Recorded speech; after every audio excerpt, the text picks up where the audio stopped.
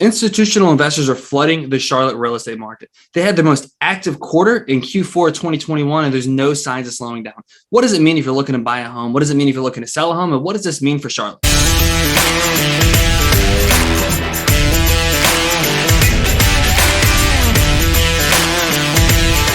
Hi guys, my name is Josh and I'm the group leader with the Finigan Group here at eXp Realty.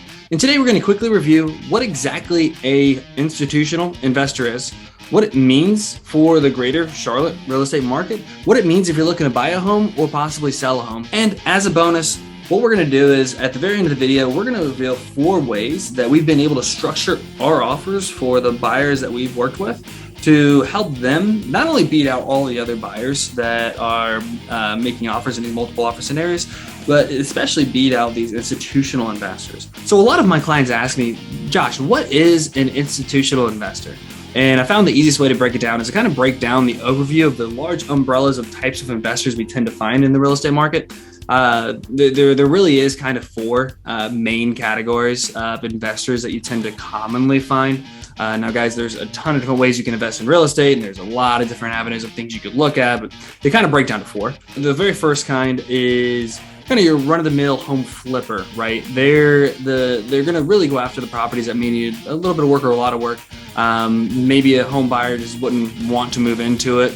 Maybe they can't move into it. They're going to put a lot of money into the property. They're going to buy it below market value and then sell it hopefully for a profit. And then that's their profit for turning the home around and making it move-in ready or update the property, make it more livable, right? So you have the home flipper.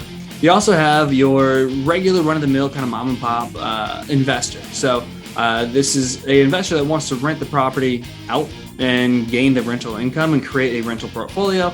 They can have anywhere between 1 or 2 rental properties, 15, 20, even more sometimes, right? But that's kind of your local kind of mom and pop investor. It's different than your institutional investor. Third kind is one that we've seen a lot more active here recently is what we call the iBuyers, right? So the iBuyers are going to make an offer to a homeowner below market value.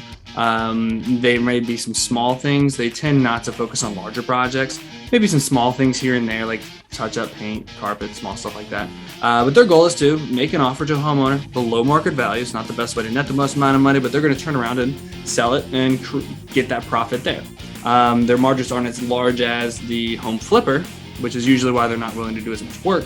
However, they're willing to do more transactions. Now, the one we're going to be discussing in this video is the 4th, the institutional home investor, right? So the institutional investor, they're usually kind of tied to a larger hedge fund of sorts. A lot of the names out there is America Homes for Rent, Blackstone, Colony Capitals, a few. And they're giant, a lot of times either giant hedge funds or they have a large portion of capital. And what their goal is to buy tens of thousands of real estate homes, right? And they mainly focus, 3/4 of them, the homes that they actually buy are single family. So they really focus on the single family market. And what they want to do is just buy a home cash, put a renter in there and gain that rental income and rinse and repeat. So their goal is to buy tens of thousands of homes. And so we've seen that type of investor increase significantly. They really started coming onto the map probably back in 2008 during the housing crash. But in the past couple of years, especially in 2021, we've saw their activity increase exponentially, right? And those are going to be the investors that we're chatting about, and that's really affecting the real estate market out there. So on February 16th, Redfin released a study that really looked at the activity of investors and how many, what percentage of homes that were sold or been purchased by investors.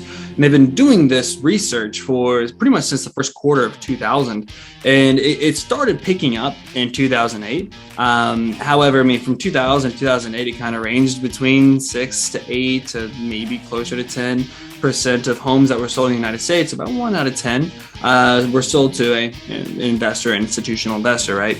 It started ramping up in 2008, kind of got around 10-12%. The housing crash, homes were cheap, people needed to rent, they couldn't buy, right? So you saw that increase there.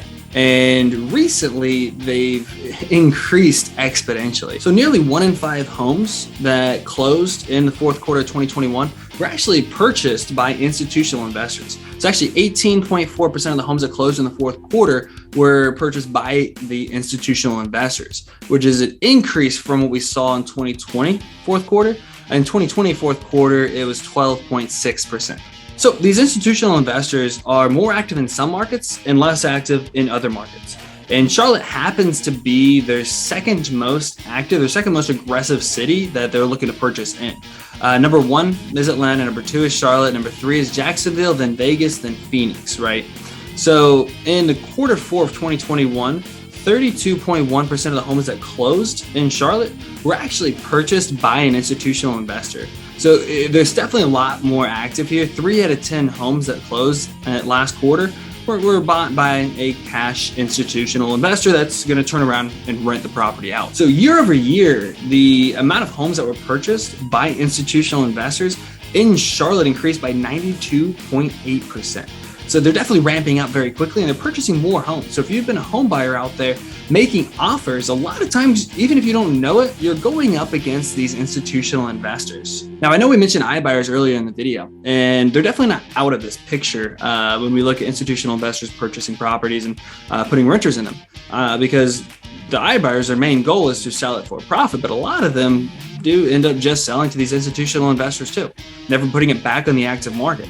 So again, you lose the amount of inventory that would have been otherwise offered where a homeowner could actually purchase the property. So last year, 2 out of 10 of the homes that iBuyers purchased ended up actually going to the institutional investors and not going back on the market. So it's a multifaceted challenge that we're seeing in the real estate market that's leading to less inventory and more demand for your home buyer out there. Now, institutional investors, they don't just buy anything, right? They do have criteria that they have to meet, and it's usually pretty easy to tell what they're looking for. Now, 3/4 of what these institutional investors purchased was single family homes. About 14% of them were condos, right? So a lot of times they're really focusing on that single family homes. And a lot of times, the average price range usually hovers around that $3 to $350 price range.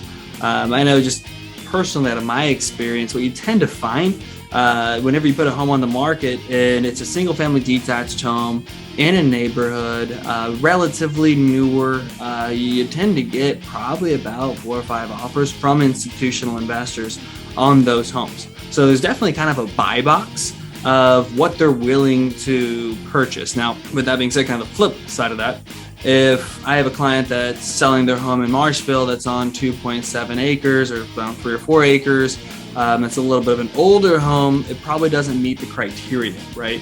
So what that ends up happening is if you are a home buyer and you're looking to purchase, Brandon Oaks in Indian Trail is definitely a great example of a cookie cutter where it's kind of, they're all relatively standard. They're relatively a little bit newer, not newer in the sense of like the last 20 years. You're going to see those are the ones that are going to be bidding on more, right? A lot of them, there are institutional investors that go above $500,000, but a lot of them kind of put their cap on the $500K. So why are these institutional investors getting more active, right? Getting more aggressive in the amount of homes that they're purchasing? And one of the big reasons is if you look at a study conducted by CoreLogic, they found in 2021, the United States rental rates increased by 12%, and they're predicted to go much higher this year. So they may be trying to capitalize on the increased rents that you see. And also they know that there's not a lot of inventory out there. So a lot of people that want to purchase a home may end up having to rent. So what can this tell us about possibly where the market's going in the future? One thing we know is rental rates are predicted to continue to increase this year, which again, if we know anything about the past, that could encourage them to become more active in purchasing more properties than they previously have. So this goes for the entire United States, but definitely in Charlotte, we're at 32% of homes that are closing are by institutional investors. They could continue to increase that amount, which could continue to drive down the amount of inventory that we see, first of all, available if they're buying it before it even hits the market through some of the iBuyers or some other means that they have. Or you're just going to have a little bit of competition with those cash investors. However, one thing we know is they can be beaten in a multiple offer scenario. And there's other things that matter to home sellers than purchase price, right, due diligence or other terms, that you can structure an offer in a way that you're going to be able to beat out those institutional investors. So what does this mean for those of us who are looking to purchase a home for our families, right? Now, we've had a lot of success in helping our clients acquire their home, beat out multiple offer scenarios, and beat out a lot of these institutional investors. We've had success using really 4 strong strategies. Strategy number 1 is really take advantage of a strong due diligence. You want to make sure you have a strong due diligence written into the offer to purchase. It's going to look favorably whenever the home seller is reviewing all the offers, and let them know that you're serious, right? And a lot of times, these institutional investors either offer no due diligence, right, their skin in the game, or they offer lower due diligence. So having a stronger due diligence will definitely make your offer stand out over the institutional investors. Step number 2, especially if you're financing a property, is the home seller wants to know how you plan on purchasing the property if the home doesn't appraise.